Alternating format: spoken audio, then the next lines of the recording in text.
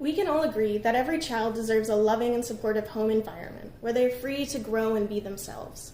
Unfortunately, many children in Texas are currently at risk of losing that environment solely on the basis of their gender identity.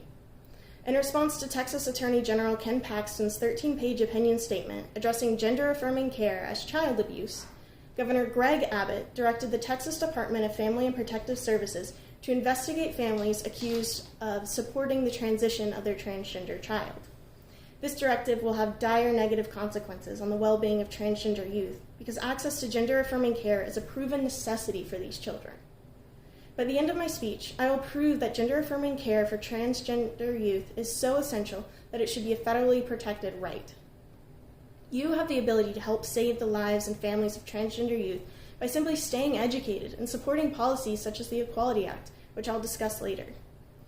Today, I will cover the need for equal access to gender-affirming care, how federal intervention can help, and finally, your role in supporting this cause. Transgender youth need access to gender-affirmative care because transgender youth are already at a higher risk for poor mental health, such as increased depression, anxiety, and suicide ideation.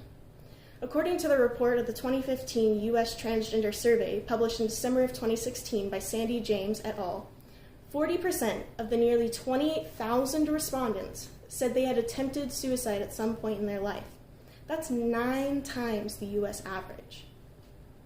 According to the American Academy of Pediatrics' October 2018 policy statement, entitled Ensuring Comprehensive Care and Support for Transgender and Gender-Diverse Children and Adolescents, author Jason Rafferty et al. Explains this increase in suicide attempts and poor mental health can be linked to, quote, low access to healthcare providers with expertise in caring for youth who identify as transgender and gender diverse, discrimination, stigma, and social rejection, end quote. A gender-affirming care model can help mediate this issue by building a foundation of care centered around trust and understanding. In the October 2018 policy statement, Jason Rafferty explains that, quote, in a gender-affirmative care model, pediatric providers offer developmentally appropriate care that is oriented towards understanding and appreciating the youth's gender experience, end quote. In addition to a gender-affirmative model of care, a supportive environment is proven to reduce depression in transgender youth.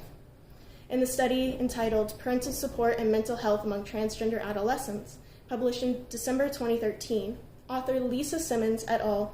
Concluded that, quote, parental support is associated with higher quality of life and is protective against depression in transgender adolescents. Interventions that promote parental support may significantly impact the mental health of transgender youth, end quote. As I've discussed, the need for access to gender-affirming care plays an essential role in increasing the quality of life and mental health of transgender youth. Now let's move on to how federal intervention can help protect access to this vital form of care. As I mentioned before, many states across the country are passing anti-trans laws that would prevent trans youth access to gender-affirming care. The United States government can prevent this by passing acts such as the Equality Act.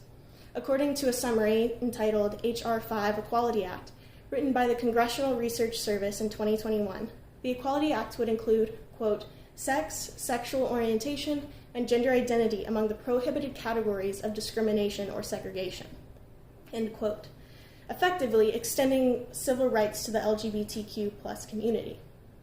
As quoted by Katie O'Connor in her March 2020 article entitled APA Joins Case Challenging Texas Anti-Trans Youth Directive, the American Psychiatric Association and its partners believe, quote, all patients must have access to evidence-based health care regardless of their gender identity or sexual orientation, end quote.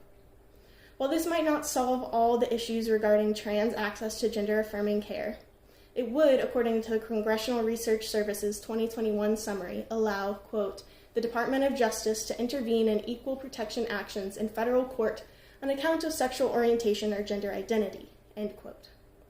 Under the Equality Act, directives like the one taking place in Texas would be in breach of federal law, and intervention by the Department of Justice could help set a precedent for trans health care.